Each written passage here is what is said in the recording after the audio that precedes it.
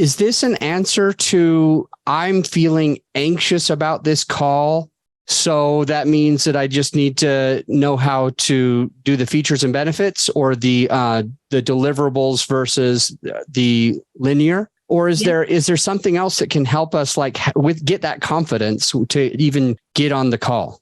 Yeah. I mean, the thing that's going to help the most with the confidence is the fit. So you can confidently let someone know when they're not fit. Like when I work with a client, the one that I just recently worked with, for example, she would talk to people who weren't a fit, and she would just waste a whole hour with them. And she was like, I don't know what to do. And it's like, okay, if they answer that they can't implement their own social media, you let them know, actually, I'm not the person for you. And I'm going to point you to someone would you like me to introduce you to somebody that I really trust and recommend.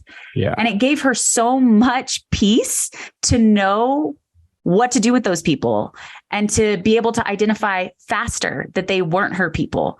So it's not just about hoping that the other person says yes. It's really about understanding, is this a fit for you and for them? And it's not about your only goal in the conversation isn't a yes. I get that. The goal in the conversation is understanding, does this make sense? And being confident in knowing when it does, yes, you are the person I get results for. So I think that what gives people a lot of anxiety is that they think that the only goal from the conversation is a yes. And when you realize that the goal is actually just understanding if this person is someone that you can get results for, and when you know they are someone you can get results for, that's something you can confidently talk about and get excited about. Okay, great. You have everything I need. You have the expectations that are in line with the solution that I provide. And if they don't have the right expectations, or they don't have the right budget or whatever, you can confidently point them somewhere else. So it really takes the pressure off the sale, because it's just about what's in the other person's best interests. Yeah. And it's not, and that might be moving forward with you. It really might, and it really might not. I know a lot of people who, and I'm curious your thoughts on this. I know people who have a very high ticket dollar. It's like 40 grand all at once. This is the first time you've met me. I'm at a conference, and you can spend $40,000, yes or no.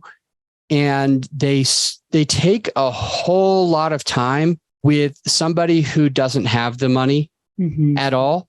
And they're just like, why wouldn't you do it, man? And they're like high pressure, and it's this high dollar, but there's just no fit. And I think that they spend a lot of time making enemies because they never took the time to find out what the budget was. They never took the time to understand if it can be afforded. And now they ignore that fact, and they're just trying to sell this $40,000 thing, because to them, in my mind, that salesperson is only thinking about their pocketbook and not thinking about the other person.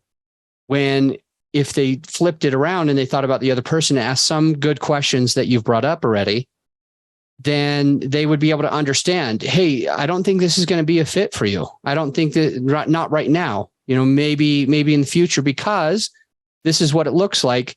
And now you're still friends, and the conversation took 2 or 3 minutes instead of, an hour and a half. Yes. And the mindset going into a call, knowing that could be an outcome, it really helps calm that anxiety. And then if they are someone who's a fit, it's easy to get excited about that. I think a lot of times the anxiety comes from not knowing if somebody's a good fit. And if you can deliver on the result that you're selling, that's something that a lot of people have anxiety about too. Like, I don't want to promise something that I can't fulfill on. Well, just let them know when you can't fulfill on it. I can't fulfill on it if you don't have at least 3 months to wait for the result. So is that timeline realistic for you? Yeah.